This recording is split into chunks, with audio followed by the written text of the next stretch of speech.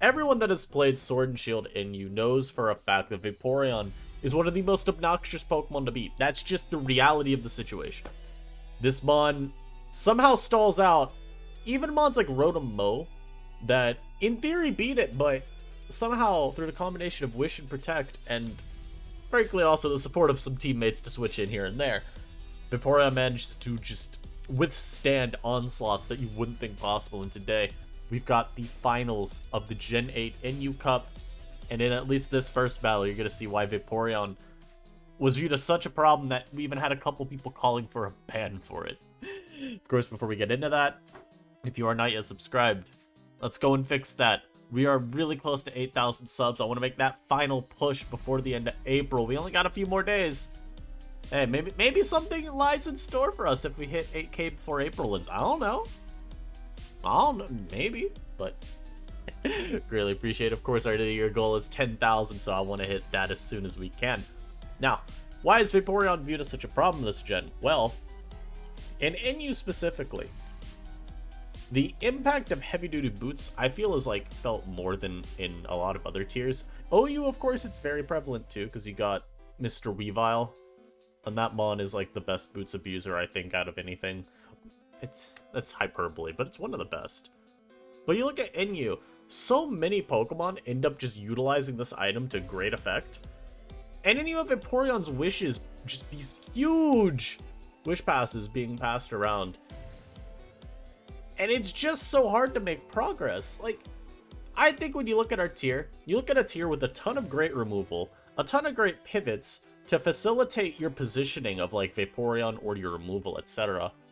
And a ton of great Pokemon that can use boots to like some of the greatest effect. We got 3 games too, by the way, so I can do this. But like, if you just look in all these games, you got like Salazzle here, you got Talonflame here, you've got, I was gonna say Salazzle again, but you got like Araquanid even, I think it's lefties this game, but it can go with boots. Xatu can technically do boots. Braviary here you're gonna see with boots.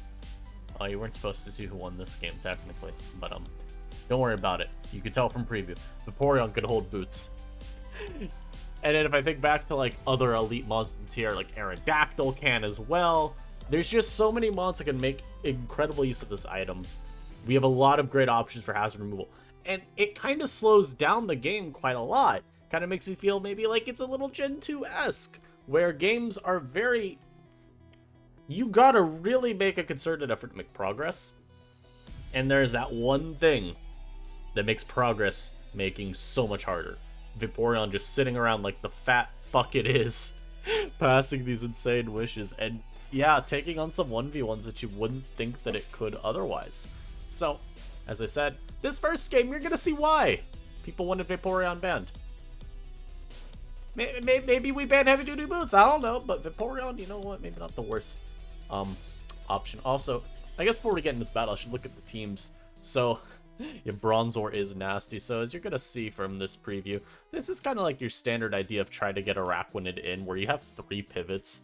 A decent amount of them can also get Araquanid in versus targets that it's like actually good against.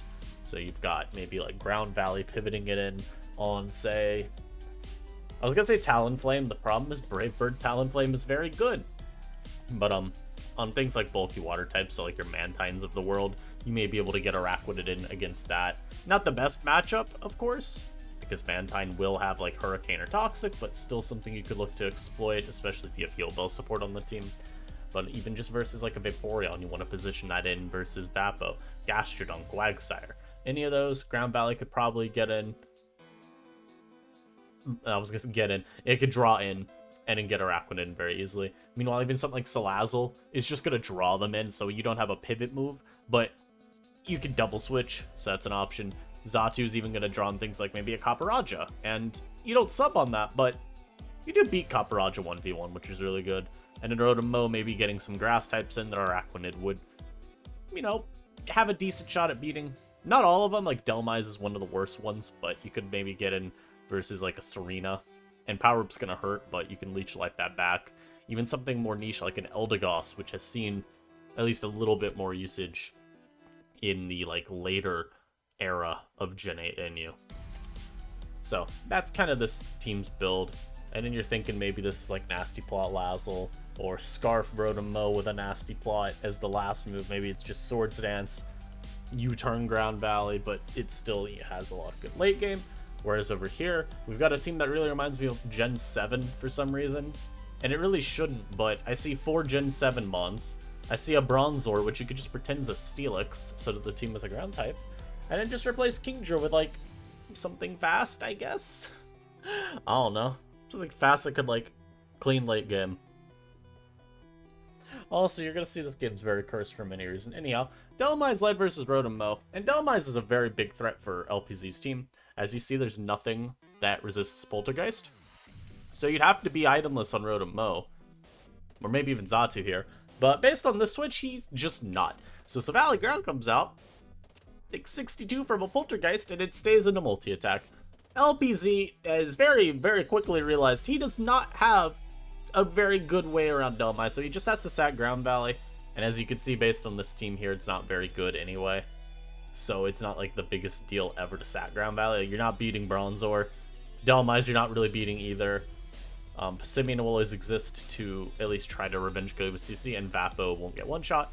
We also see a really good stay in there by Team Charm, not letting LPZ get anywhere really in this game.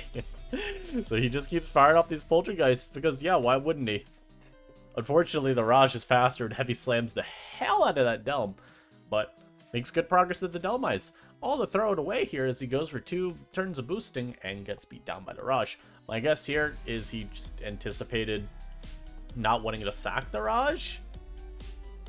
Maybe he thought LPZ would keep Copper around. Maybe he was willing to play to the miss, but a little unfortunate. Kingdra could have done something, but at the same time, I think it's fine to try and force an issue with Kingdra there, because looking for agility, you're probably never going to get the 2 turns of boost again. So, anyhow, Vapo comes out, eats up that Skyke like it's nothing, gets a little bit of Scald Chip back, and now we see Araquanid trying to do some sub stuff, and we do see just how strong this mon is. On a neutral hit, it does half to this Garb. Unfortunately, half's not enough, and Garbodor is very easily faster, so Salazzle will come out. Won't take a ton from Gunk, but it's fine, as now Vapo comes out, and you actually see this looks like Specs. Unless I just don't remember my calcs, but I don't think this should take 34 from a Salazzle.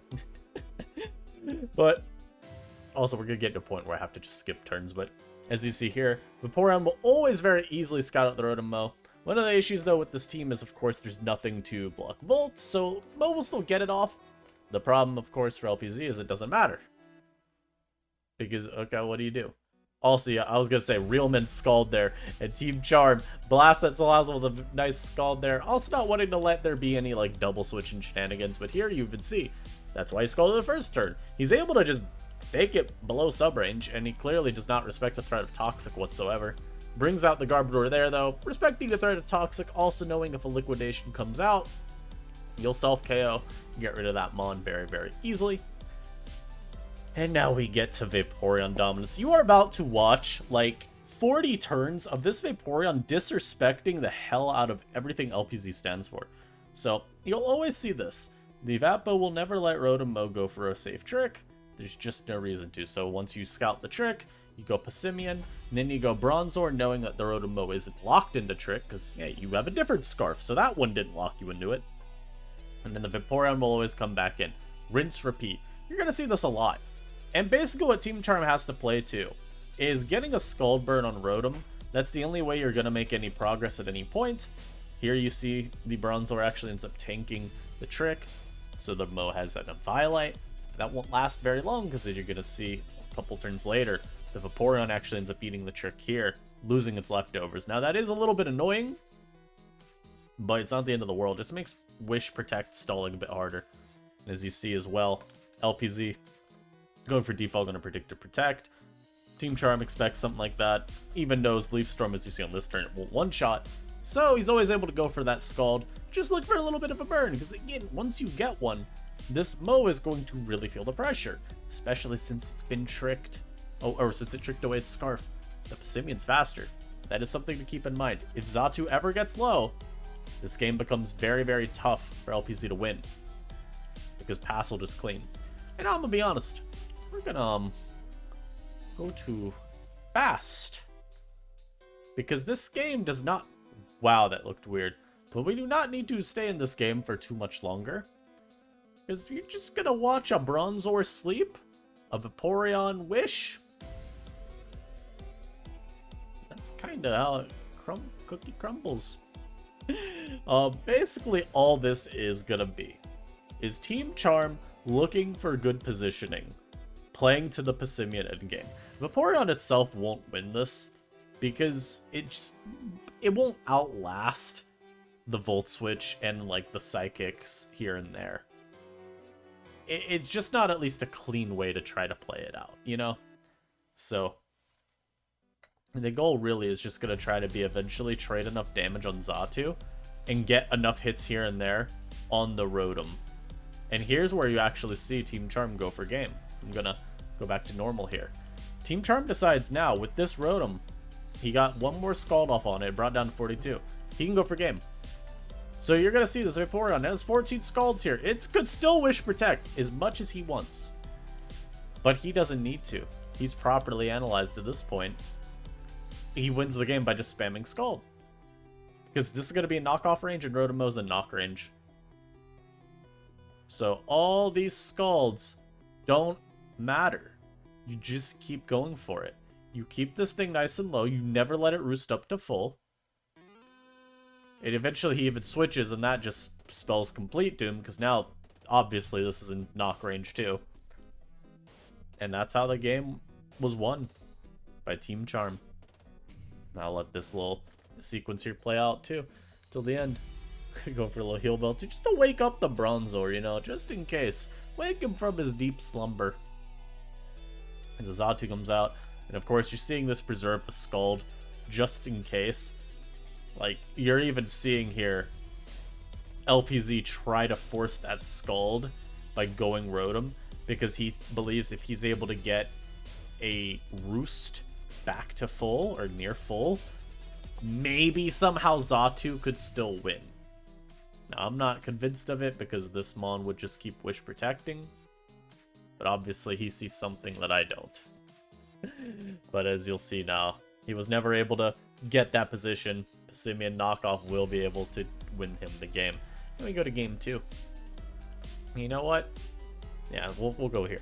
So LPZ's got an HO team that we've seen a couple times before.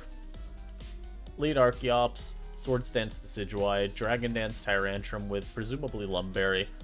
Focus Sash on the Salazzle here, I believe. Well, I know it is. But I'm trying to remember if the original team was also that. I think it is. Swords Dance Valley Ground, and in Braviary. And this Braviary could really be like a myriad of variants. You could run Sub-Bulk, although that is a little slow-paced for offense. You can do Agility Bulk. And it's confirmed at some point, I believe, to be Agility Bulk, so there's that. And Team Charm also loading up a known team, so it's the Keyberry Uxie, I believe it's Calm Mind Sylve, Swords Dance Drapion with the Sludge, which you'll actually see kind of come back to bite him in the butt a little bit, just in the matchup itself. It doesn't that actually doesn't end up mattering, but it's just more the matchup, right? You see Valley Ground, you'd rather be Shuka. Wish Vapo, Standards, Gunfisk, and then a Talonflame. So if we're looking at any particular one threat, I mean, I don't necessarily feel like there's any one Mon on LPZ's team that's just gonna give this hell. I think Tyrantrum's the closest, because Galarian Stunfisk isn't really moving me as a check to Tyrantrum. And once that's gone, this team's speed is a Talonflame. So it's not really going to be able to revenge kill Teatrum in any meaningful way. And other Pokemon on the team, I mean, yeah, you do have Uxie to take a hit. But how well does it respond? Vaporeon, same deal. It could probably take a hit from +1 Teatrum. But how well does it respond? Scald will do a lot. Burn is annoying, but you've got Lum. So, not really that big a deal. So I would always keep an eye on the Teatrum. And I'm going to keep it a stack. For Team Charm, the matchup's kind of awful, because the CM stuff doesn't really pose the hugest of threats versus offense. These are just very slow boosters, and that's not what you want in this type of matchup. If anything, you have to hope the Drapion does something, because it's an offensive setup sweeper. Or at least offensive setup Mon. I don't know if you want to call it a sweeper, but there is some room for that Mon to go crazy. So as we get into this, the lead is of course going to be the Archeops, and it'll always just taunt this Gunfisk down, try to get rocks, and then just weaken it with whatever moves it has, whether it's Endeavor, Head Smash, etc. You just want to make sure that the Gunfisk never gets to set rocks, especially because, as we said, bro's got a sash, or girl's got a sash. So just the best way to optimize the matchup. As you're going to see now, this is just going to Endeavor until it faints, and taunt whenever it needs to. So this will make sure that hazards stay up. Oh, and you saw here actually Sludge Bomb did KO with the poison. And then this Salazzle comes out, goes for a flamethrower, and picks up the Gunfisk. Now this does allow in Vaporeon. Not really a threat though, because it's Focus Sash Salazzle. So you just stay in. Like you stay in here, like as we saw. You eat the hit. Now Endeavor is known here. He even protects just to make sure he knows. And he decides, you know what? Robbie is right. This setup sweeper is useless. So he sacks the Uxie just to make sure he's able to then get a safe switch into Talonflame after the fact. Unless I forgot how the game went. No. Talonflame comes out. You can U-turn here. You can Brave Bird. You can do whatever, really. Use the best play, though, because you don't want Mr. T-Rex to come out and just run you down. So Sylveon now gets its positioning. Throw off a free Hyper Voice. It does a decent chip to Decidueye. You do have switch-ins. You could go either of Drapion or Talon.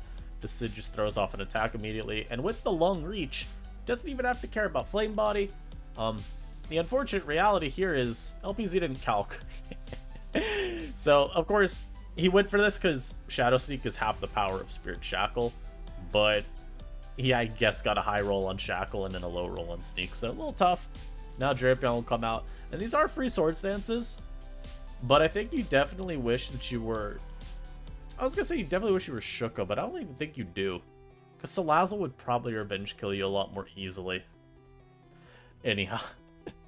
That all is irrelevant. Drapion boosts up a couple times. Make sure that this will get KO'd by an Aqua Tail, presumably. So he goes for Aqua Tail, and then he misses on the spot, and the game has been lost. Yay! Very, like as Team Trump said, mighty unfortunate. Yeah, it's tragic because you hit that, maybe you didn't win on the spot because there is still the Salazzle. Oh, the Salazzle doesn't even one-shot.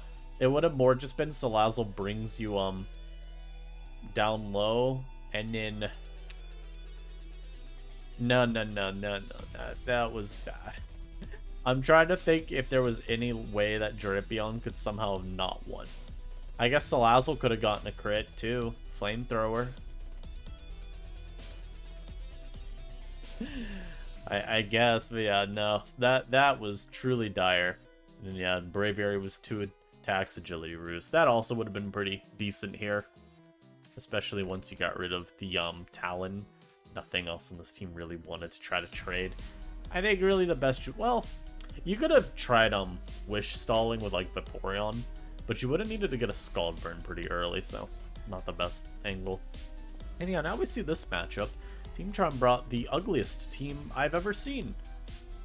Very, very hideous. Very scary, though, at the same time. Because these are just a whole bunch of mons I don't want to see on my screen. So you got, like, Colossal. And more Braviary. Very strange to see 2 Braviaries brought in a Sword and Shield series. A mon is not very common whatsoever. But, I mean, beyond that, the team doesn't actually look that wild. It's really Colossal. So, there's that. Hard to make too many guesses as to sets. I mean, Starmie, in theory, will be wall breaking. Weezing, you know, defensive. Sylveon even, probably defensive here. I don't think you'd go Specs plus offensive Starmie unless this was like a spin Starmie. And in Spec Sylveon, that's like the kind of angle I'd see. Probably, you know, Sword Stance on the Silvally. Cole will set a hazard, maybe have spin as well. And Braviary presumably is just sub bulk up because that's like the best set you would use on it outside of offense. Whereas LPZ just brings safe. He brought a very, very safe team, just standard stack attack balance. Nothing to see here. I mean, it's Sword Stance presumably once again on Silvally ground. Could be defog 3 attacks, I guess. That would mostly mean that you're freeing up a slot on Rotom for like Pain Split or for Nasty Plot. And then you got like Wish Pass here, Swords Dance Croak, and then standard stack of standard Pivot Talon. And as I look at the preview, I'm trying to see a mon that threatens one team more than the other team can withstand. And I don't really see anything that's like standing out as, oh god, that just wins on the spot. Vaporeon's kind of annoying, I would say, for this team. Starmie is notorious for not being like the best at breaking Vapo, because without Thunder, you don't actually 2-hit KO it. So you'd really have to play to getting a paralysis with T-Bolt otherwise. And even then, Thunder, of course, reliably 2-hit KOing isn't really a thing that the move does because of the bad accuracy.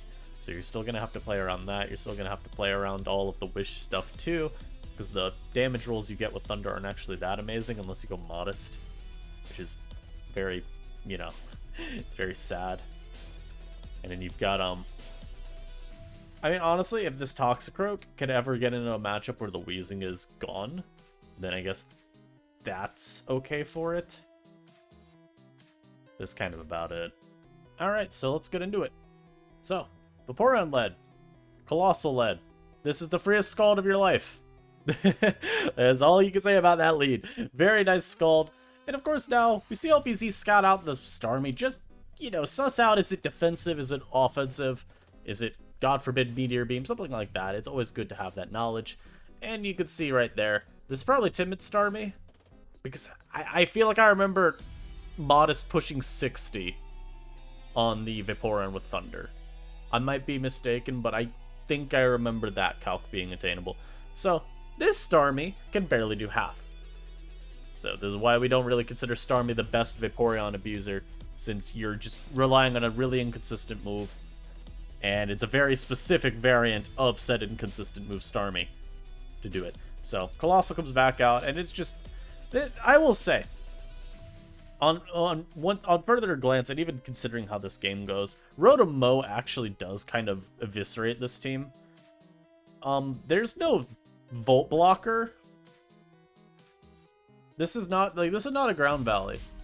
And so Volt Switch is really, really free, but the problem also is that you don't want to go into Sylveon too many times, because there's 2 mons, arguably 3 if you want to just say Croak comes in and gets a free gunk.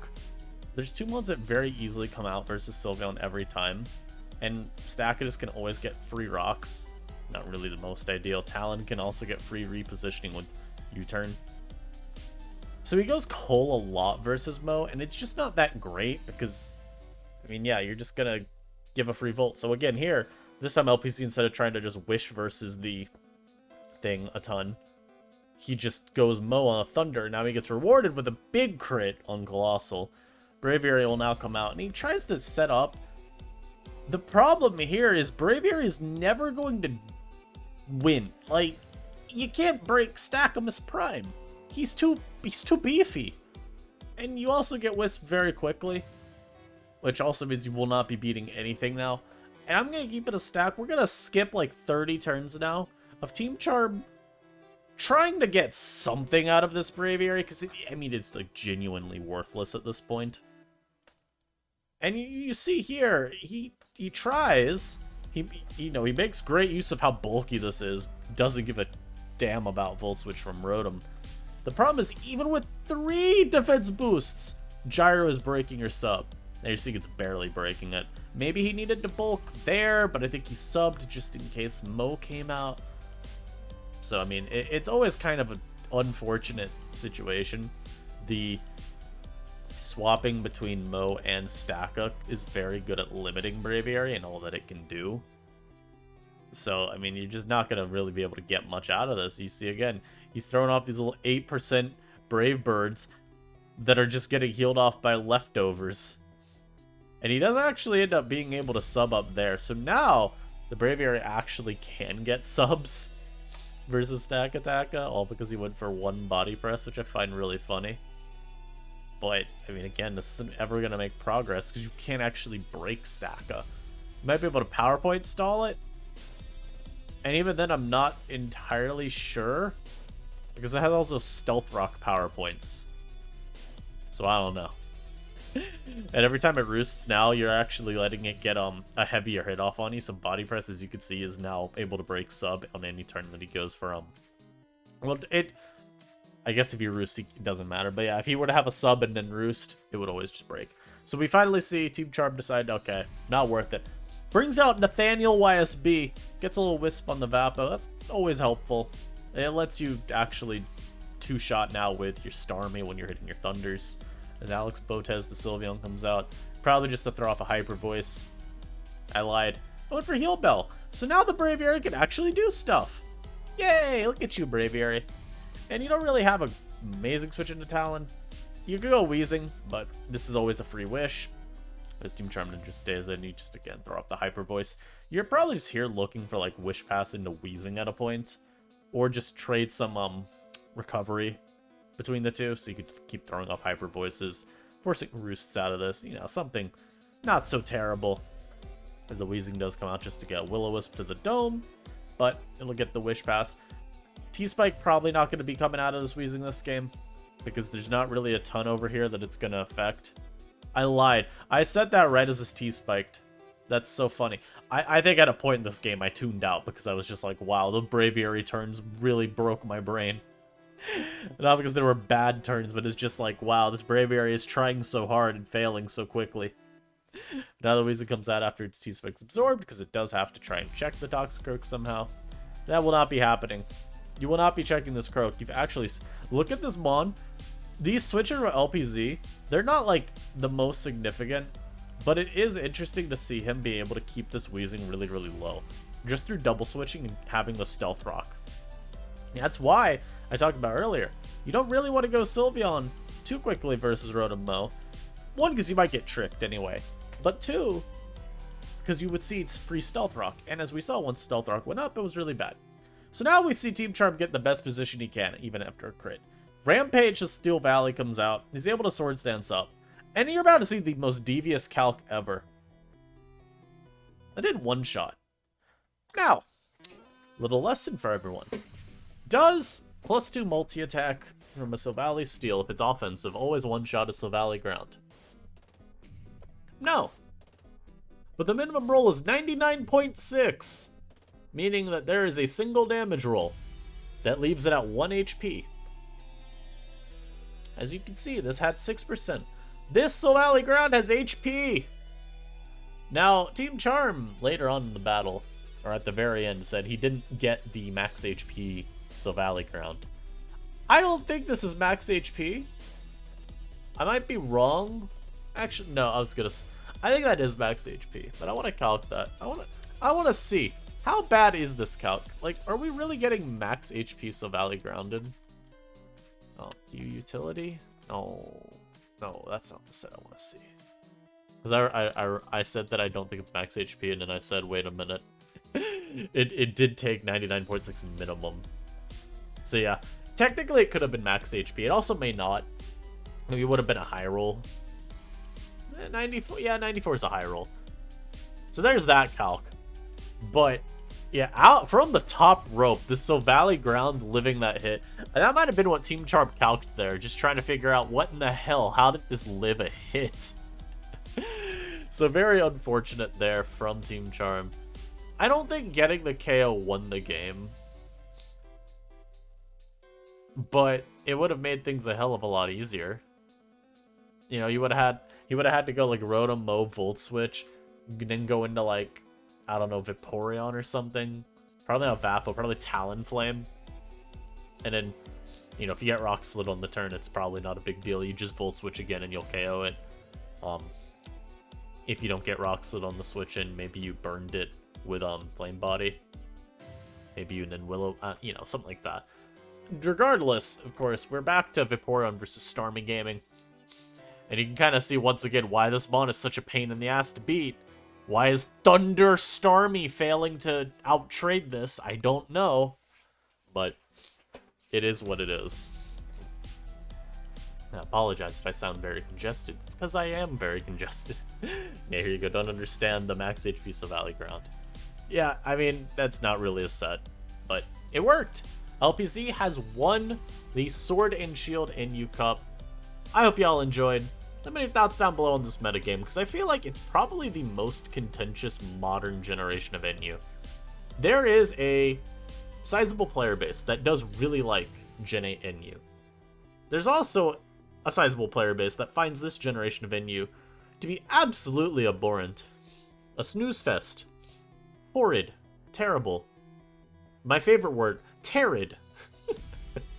There's a lot of people that think this generation is just very hard to play and enjoy. I've heard Kyo say that he thinks that maybe the issue with the gen is people are a little lazy. And by lazy, I would say he means, because I think he said this almost verbatim, people aren't, like, actually trying to use new stuff enough when there is a lot of room still to explore in this gen. People think it's solved and it's not.